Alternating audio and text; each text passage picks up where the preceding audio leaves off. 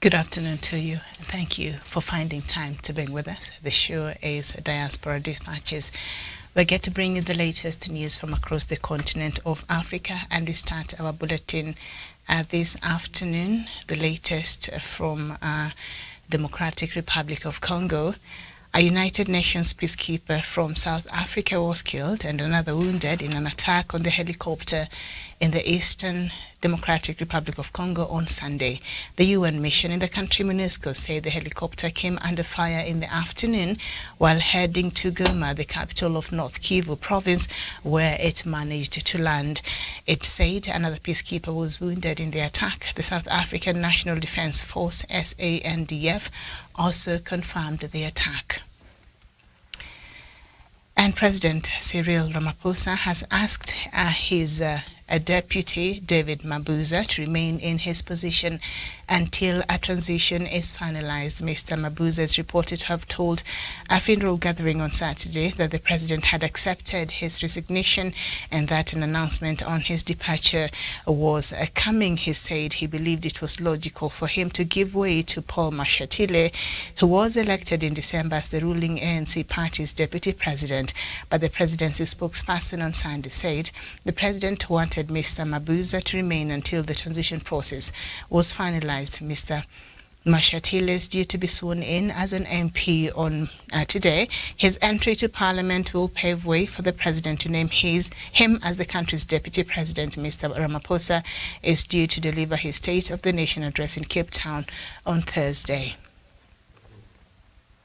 And the latest from Mali is that the military government has given the head of the United Nations Peacekeeping Mission's Human Rights Division 48 hours to leave the country. In a statement read out on national television over the weekend, a government spokesperson said Guillermo Ngefa Atendoko Adali had committed subversive actions in his selection of witnesses to testify at the UN Security Council briefings on Mali. Last month, a Malian civil society activist who gave evidence at a UN meeting accused the government's Russian military partners to serious human rights violations. Russian Foreign Minister Sergei Lavrov already has arrived in Mali for a visit aimed at boosting defense and security ties. It will be the first official visit to West Africa nation by a Russian foreign minister. And we head over to Burkina Faso, where the military leader Ibrahim Traoré has said that there has been no break in diplomatic relations with France. It comes after he asked the former colonizer to withdraw its forces.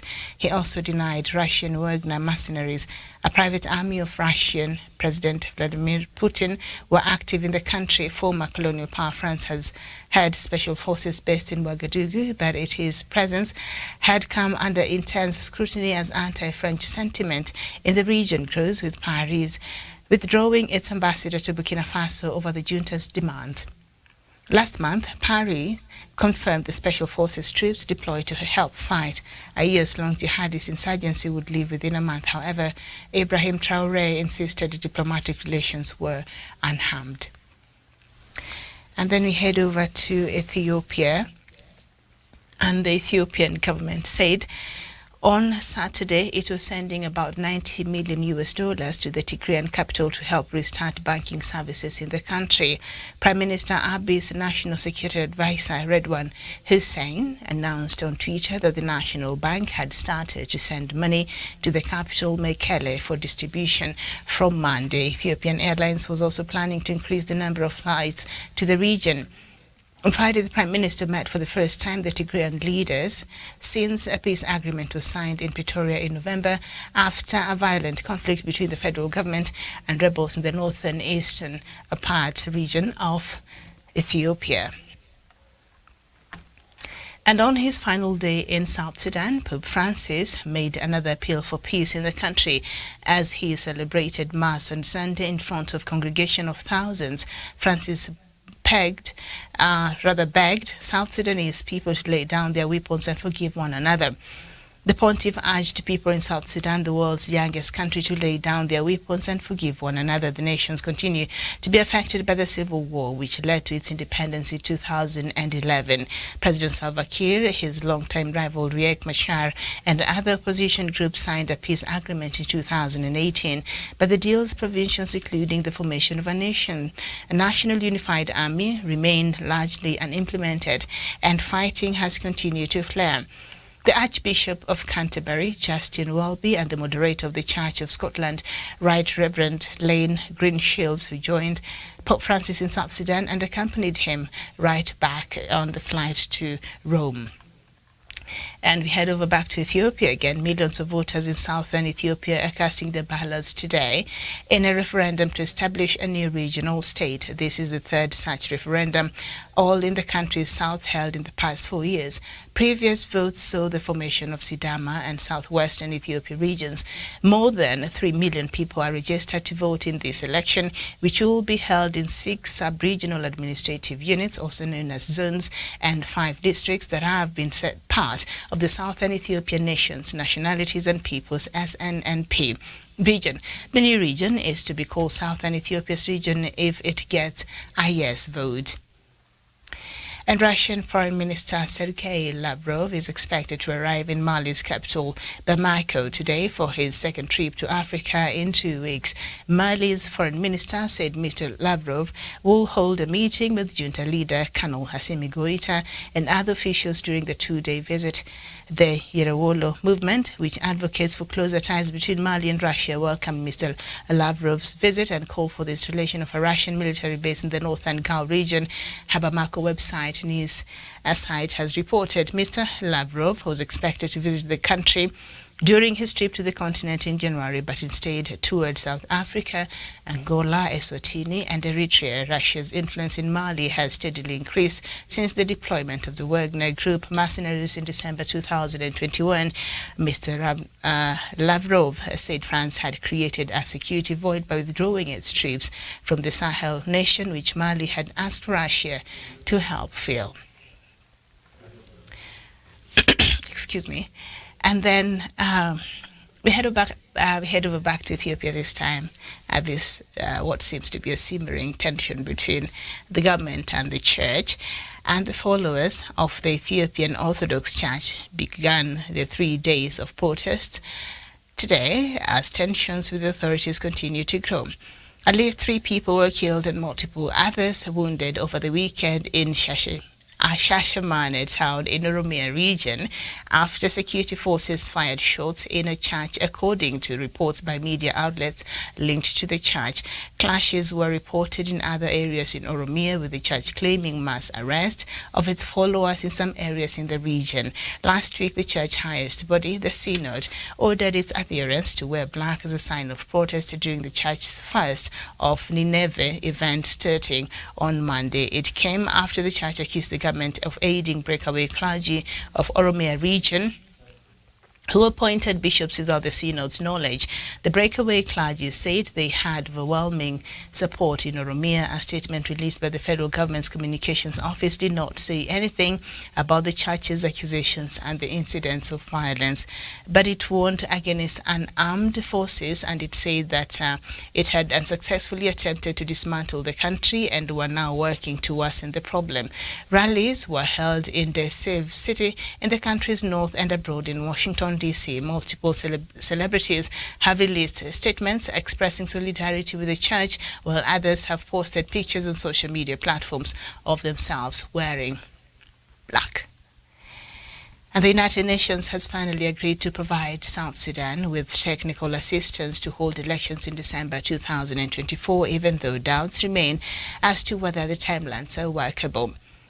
On January 28th, the head of the United Nations mission in South Sudan, Nicholas Haysom, gave an undertaking that the global body will advise and assist with best practices for technical preparations for elections in South Sudan.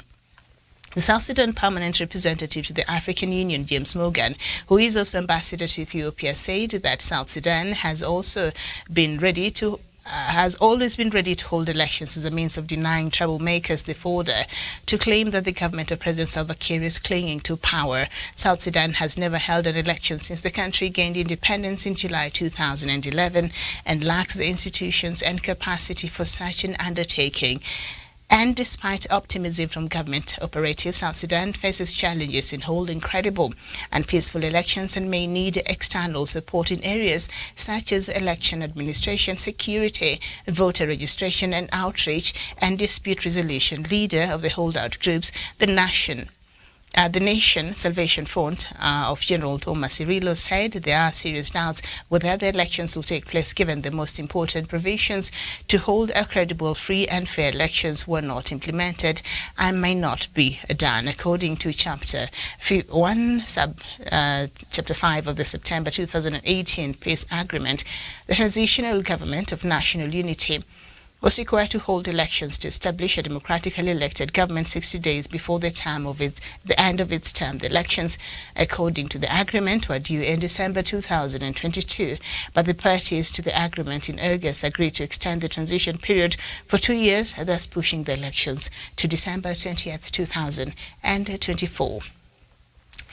Head over to Somalia, and questions of accountability are starting to emerge as different cahoots of Uganda's military deployment for peacekeeping operations in Somalia have gone for 27 months, spread across 5 years without pay, despite the European Union, the mission's biggest funder, regularly dispersing funds to cover allowances for at least 5,000 peacekeepers serving in the war-torn country.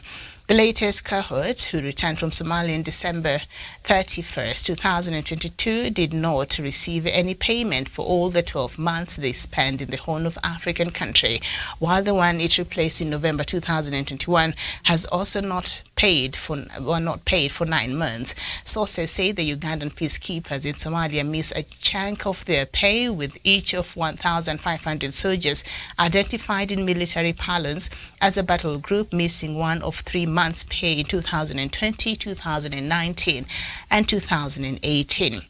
A diplomat of an EU country told the East African newspaper that the problem is elsewhere and that all the money approved by Somalia had been dispersed for all the years in question. This shines a spotlight on Uganda, whose decision to lead the African fight against Al-Shabaab militants in Somalia won its respect. Uganda was the first country to have boots on the ground in 2007 in the African Union mission in Somalia, AMISOM, which mutated to the African Union Transition Mission in Somalia, ATMIS, in April 2022. An EU spokesperson confirmed that the first payment of support to the military component of ATMIS in 2022 has been made to the African Union Commission in line with the February 17, 2022 EU-AU Summit Declaration, which makes continued support to African-led peace support operations a priority. This evidenced by the adoption of 2 assistance measures totaling to about 730 million euros, that is equivalent to 792.2 million US dollars for Africa-led peace support operations through the African Union under the European Peace Facility for the period 2021-2024, the spokesperson explained. And then we end with some news from Zambia, where Israel's ambassador to Zambia, Ofra Vari, was mugged in front of her bodyguards on a street in the capital Lusaka last week, with robbers taking her diplomatic passport and mobile phone. Local media said Ms. Fahy was crossing a busy street on Friday when a car pulled up alongside her and the occupants grabbed her bag, which had an unspecified amount of money. She was treated at a local clinic and continued on to her scheduled meetings with local officials. The ambassador said in a statement that though it is the kind of incident that can happen anywhere in the country, but Zambia is very safe and peaceful and very friendly to Israel. Zambian Foreign Minister Stanley Kukubo called Ms. Fahy to reassure her of her security. And that is the latest news from across the continent, Africa. I guess these muggings are just all over the place now. And she was not very hurt during that incident, so I guess that is a a good thing. And even with whatever happened, she was still able to put up a good word and said, you know what, despite of that, Zambia is still a very, very safe place. So you're now up to date with the latest news from across the continent of Africa. I will not take so much of your time. I don't know what is happening with these ATMIs. It appears soldiers from Uganda have not been receiving their pay dating back all the way from 2018. Sorry, the soldiers that are part of the mission in Somalia.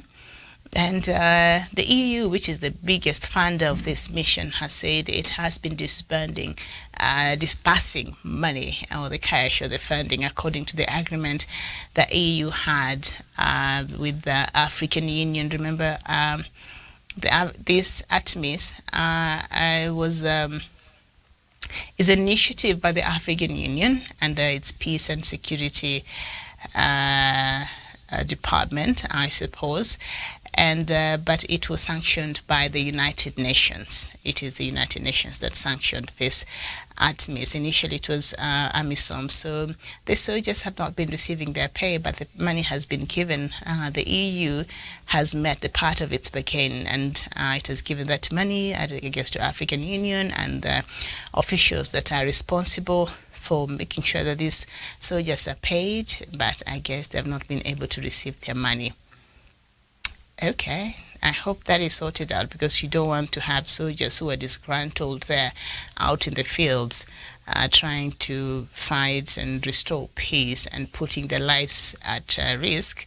We need certain things just sorted out. I don't know what's wrong with how we do things in this continent. Like, why would the money be given and then you fail to pay these soldiers? Yeah, I think Ugandan officials and, should come out and perhaps shed some light on this matter here. So the United Nations has finally agreed to provide South Sudan with technical assistance to hold elections in December 2024. I think even last year, the United Nations had hinted that it was willing to provide some assistance to South Sudan to be able to have its elections that were due last year, but has been postponed to 2024. And the head of the United Nations mission in South Sudan, Nicholas Haysom, said that the United Nations is willing to offer any technical support in terms of election administration, in terms of security, voter education and outreach, and dispute resolution. Remember, South Sudan has not created these mechanisms that allows to ensure that the country can successfully hold a proper election. And one of the holdouts of a group that was not party to this 2008 revitalized peace agreement. He did not sign this, but he's a very key stakeholder as far as the different sides we have there in South Sudan, and that is Thomas Cirillo. And he said, and for the first time I tend to agree with what he's saying, he's the lead of the National Salvation Front, and he said that there are serious doubts whether the elections will take place, given the most important provisions to hold a credible and free and fair elections were not implemented and may not be implemented yet. And I think when you look at the fact on the ground, and when you look at the situation in South Sudan, he could be having some very legitimate concerns, and his statement might have some legitimate ground. But also, I want to be a bit optimistic, with South Sudan and DRC, when you look at these conflicts and how things and the developments that happen, sometimes it's just, cautiously optimistic. But I want to be optimistic that even with these issues and these concerns that he's raising, that is quite legitimate, but there's still time. If the players there are really willing to really prepare for the elections that are now set to happen the end of next year, then there is still enough time to ensure that proper preparations are made, and the things that are supposed to be implemented before that date have been able to be implemented. But that can only happen if there's actually goodwill And the players, especially the political class, are actually willing to help and aid in this process and ensure that they do their part in terms of ensuring that the country is ready for elections. And I've said here, I'm not sure. I'm not sure if South Sudan is ready to go to an election. But according to the United Nations head of the mission of the United Nations mission in South Sudan, he's saying, South Sudan is actually willing to have this undertaking, and what they need is support. And there's something that I say that I found to be very interesting. The South Sudan permanent representative to the African Union, James Morgan, who is the ambassador also to Ethiopia, said that South Sudan has always been ready to hold elections as a means of denying troublemakers the fodder to claim that the government of President Salva Kiir is clinging to power. If South Sudan has always been ready, why hasn't South Sudan showed that? Why hasn't South Sudan exhibited its readiness to hold elections? You can't just hold elections. Well, you have people who are still languishing in very bad conditions in the refugee camps. There's no way you're going there to these people and say, you know what, we are government officials and we're here and we want to register, you want you registered as a voter. That is not a priority for them. Priority for them is, where do we get our meal for today? Is our security is our ensured at least for this night? Do we have food? Do we have protection? When are we going back to our homes? I think those are the some of the priorities that the government of South Sudan is supposed to have been working on. Maybe it's working on to ensure that these people, a good number of them who were in refugee camps inside South Sudan and other countries like Kenya, Uganda, and others, are actually able to go back to their homes, settle down.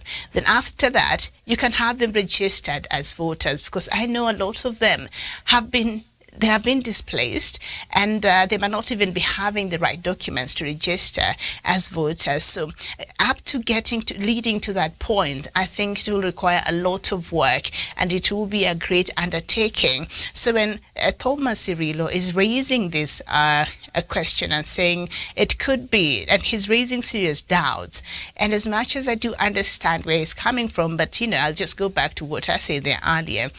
There's still time. If at all there's a will to have these things done, there's still time, and there's something that can be done between now and towards the end of next year. There's enough time. If there's will to be done, there are things that can be implemented. How can we work on bettering the security? How can we work on achieving these other aspects of this revitalized peace agreement? I think I've gone through that agreement here. It has about 8 chapters. A lot of them are critical. The hybrid court has not been formed. And others, the unified forces, of course, that was part of the requirements. We saw that, and about slightly over 50,000 of these the unified forces have graduated, and there's still others who are set to graduate. So as much as they did not meet the number that was the initial requirement, they're supposed to be about 83,000, but they're not able to have that. But at least we've seen an effort in trying to meet that part of the requirement as far as the revitalized peace agreement is concerned. And then we've seen President Salva Kiir set up a new parliament. Was it last year? Also, that was lagging behind, but he was able to do that. And now that the Pope is from South Sudan, and while he was there, he was just urging the leadership there to uphold peace, to just champion for peace, and to see that the country is able to be stable, And when it comes to South Sudan, the Pope did not go in as much as he did when he was in the Democratic Republic of Congo. There seems to be a bit of change of tone, maybe because the conflicts and the undertones that drives these conflicts are different. Part of it is just ethnic balkanization, but also I think in the DRC, the Pope was very critical of the Western powers who were inciting this violence, and so they're able to gain from the natural resources in the DRC. But in South Sudan, I think it's a bit different. Of course, there are people who are taking advantage of the insecurity to benefit from the country's natural resources. South Sudan is also rich in natural resources, not to the magnitude of DRC, but it still has, and there has been reports that have come out of South Sudan, from the Century Report to some reports from the United Nations.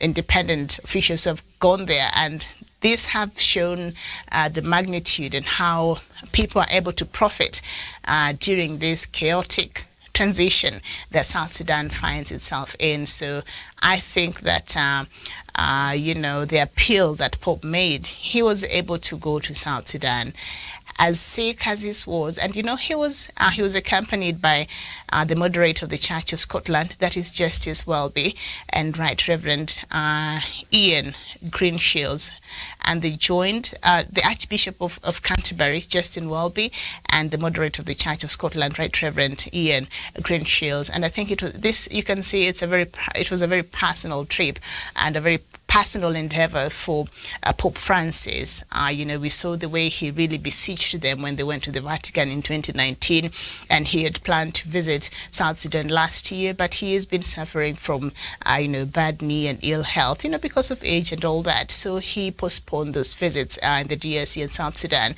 but he made it a point and say, regardless of how his health status is, but this is also something very important. So I'm just hoping that that gesture from Pope Francis, really, these leaders can see the importance of upholding peace, the importance of trying to find a lasting peace, the importance of coming together and just doing right by the people of South Sudan. That has always been my play, because from where I sit or where I look at things, as much as some things are being done to move the country towards the right direction, but there's not been a very strong will in really wanting to find a lasting solution for peace there in South Sudan. So if they really want peace, because they've tasted the other side, and there's nothing nice about that.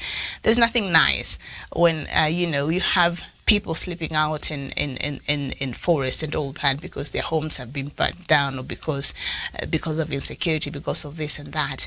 You've seen the ravages of war, of conflict. There's nothing good about that. So just try a different route and see what peace can do to your country if the rest of you can just embrace, a peace and see we have our differences, but how can we work it out in a way that is not detrimental to for our country? How can we work it out in a way that is beneficial, in a way that only the people of South Sudan get to win? And we put our ego aside, we put our greed aside, we put our need for power aside, and the power struggles that we've been seeing playing out. We put that aside, and we put the people of South Sudan first, and the country of South Sudan first, and then we see how best can we serve these people with this position that we have as leaders. How well can we steer this country forward so that years back, when the history books are being read, it will be in our favor. I don't know if it's too late for that right now, but you can do right. You can rewrite history, President Salva Kiir. And so, President Salva Kiir and his longtime rival, Riek Machar, and other opposing groups signed a peace agreement in 2018, but Thomas Cirillo did not sign, and the deal's provision, including the formation of a national unified army, they've done part of that. And largely part of that agreement, they've not really been able to implement it. So that is a huge problem. So when Thomas Cirillo is saying, this is nice and Pope coming there is wonderful, but unless and until some of these provisions are really able to be implemented, then maybe they may not really find peace as they should. And so I don't know if I want to go further, but I think I will. Let me see. There's something about this South Sudan, not South Sudan. Something about Ethiopia. Did I not tell you last week? I think every time we talk about this story about the Orthodox Church and the Ethiopian government, the Orthodox Church has at least half over half of the Ethiopia's population. It is the biggest denomination in Ethiopia, the Ethiopian Orthodox Church. It is the main church there. And so there has been some tussle between the government and the church leadership. And some church leaders, they were being accused of ethnic balkanization in the Oromia region. We know there are some tensions there between the Oromia Liberation Army, the OLA, that comes from that region, that has been agitating, and they've been seeking for an opportunity to have talks with Prime Minister Abiy Ahmed, the same way he did with the TPLF. But Prime Minister Abiy Ahmed and his government have been, have said they will not talk to this group because they have designated them as as a terrorist group. Well, he did designate also the TPLF, but that did not stop him from talking to them. So there has been some undertones and discontent, and because of whatever issues that even the TPLF had raised that had caused this wage of war between them and the government for the 2 years until, last year, a mediation process was able to break through and find a solution moving forward. But the OLA was supporting TPLF during this conflict, and the Prime Minister, the Ethiopian government, was able just to speak to the TPLF, and they did not want to have conversation with OLA. So OLA now feels left out. If we were fighting together with TPLF, you were able to talk to them, but you have refused to talk to us. And they've been demanding, and the ways that they've been demanding for this might not be the right way in which perhaps the Prime Minister wants to engage.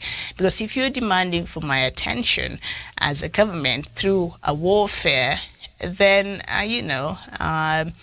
the Prime Minister is not really interested in that. So there has been a war that is ongoing, might not be at the magnitude. Remember, even the TPLF war and the government just started slowly.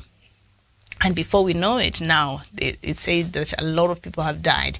I was reading another report just a few hours ago. The USA places the death close to 500,000, over 500,000. The lead mediator in that process, former president of Nigeria, quoted about 600,000 people dead. Ethiopian Human Rights Commission said the number of people who might have died, it could be between 100,000 to 1 million. So either way, in between there. So, in a nutshell, a lot of people lost their lives in that conflict.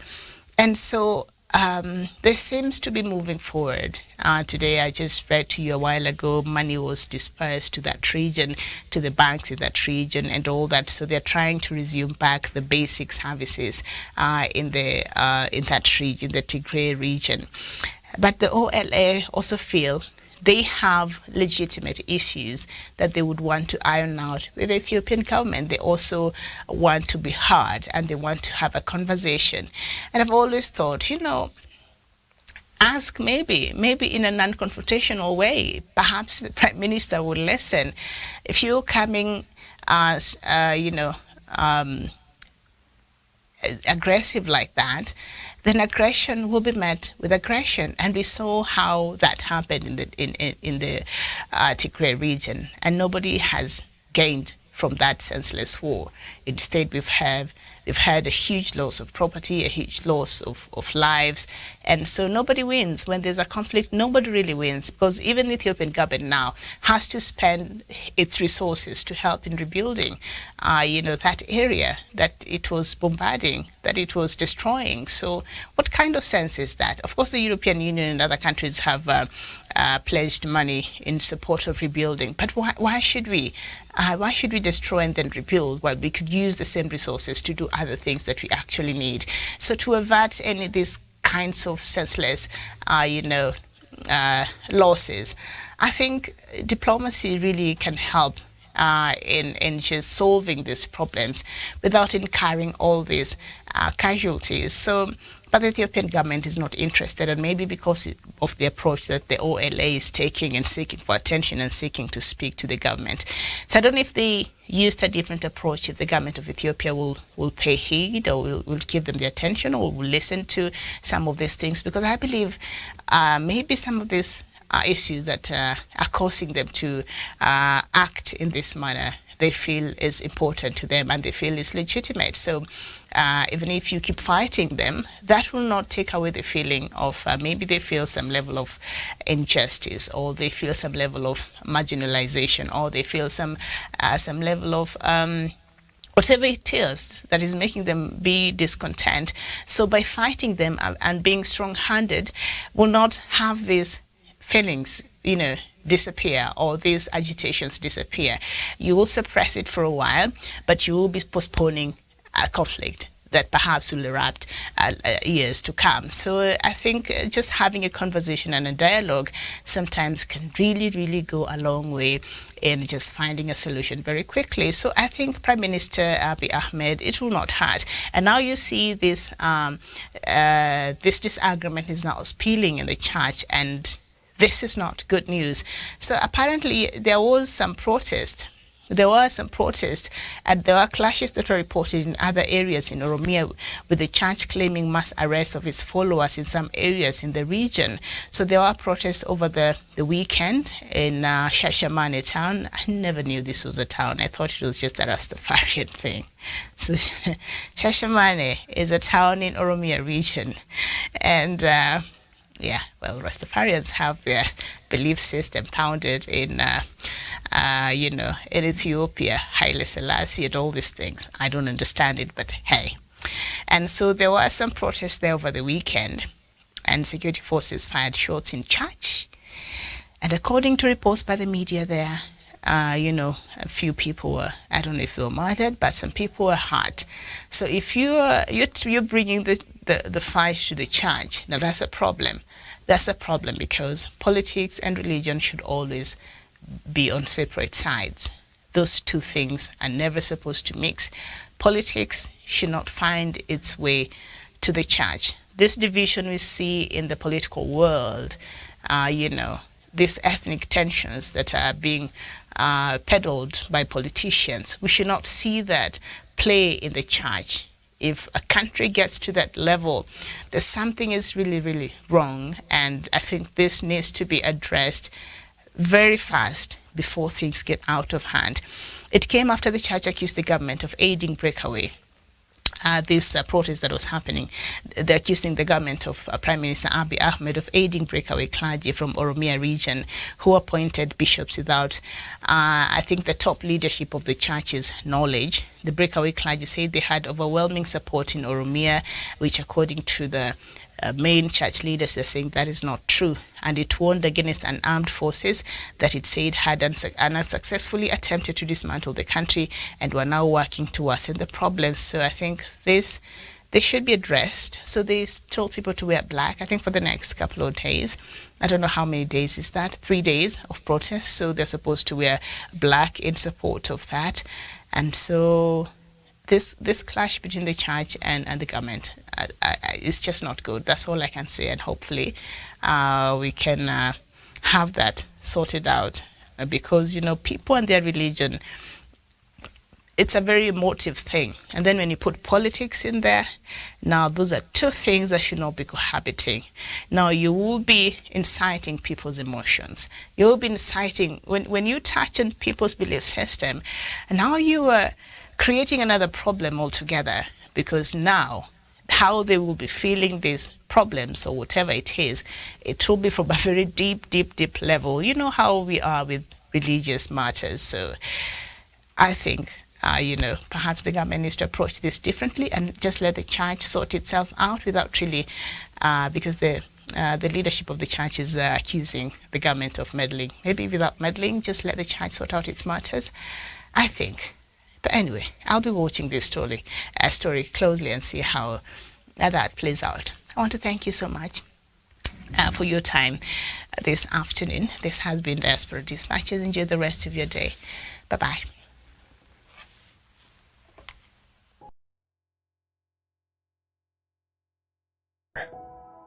Trees do not eat their own fruit. The sun does not shine on itself, and flowers do not spread their fragrance for themselves. Living for others is a rule of nature. We are all born to help each other. No matter how difficult it is, life is good when you are happy, but much better when others are happy because of you.